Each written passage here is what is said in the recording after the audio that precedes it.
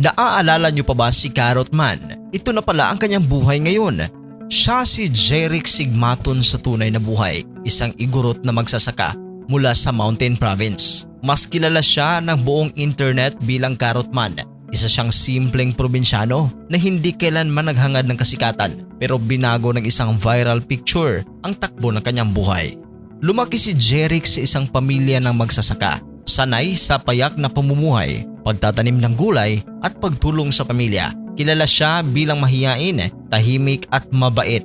Wala siyang background sa showbiz o acting bago siya sumikat. Mas pinili niyang manatiling grounded kahit nagkaroon na ng exposure sa media. Hindi rin siya yung typical na naghahabol ng spotlight kaya mas lalong humanga ang publiko sa kanya. Noong 2016, kumalat sa social media ang litrato ni Jeric na may nakasukbit na karot, suot ang tradisyonal at simpleng damit. May natural na model-like appeal.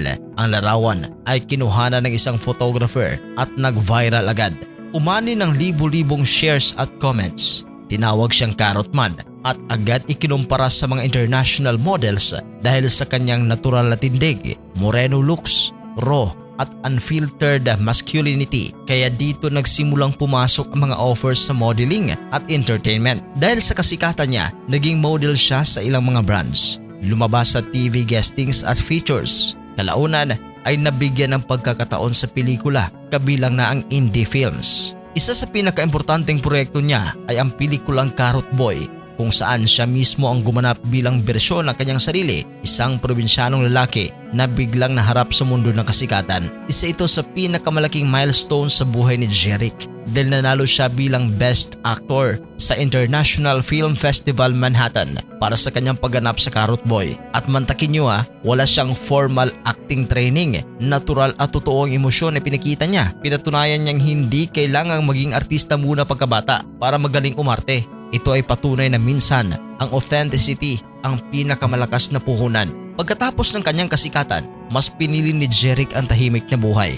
Bumalik siya sa probinsya, paminsan-minsang nagsasaka at namuhay ng simple. Paminsan-minsan ang siyang lumitaw sa media, hindi siya tuluyan nawala pero malinaw na hindi niya hinabol ang showbiz fame.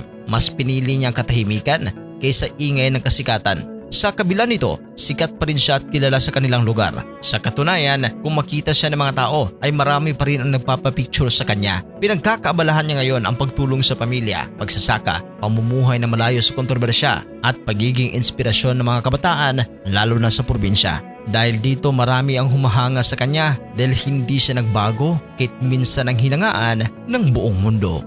Anong reaksyon ninyo dito sa ating video ukol sa buhay ngayon ni Carrot Man?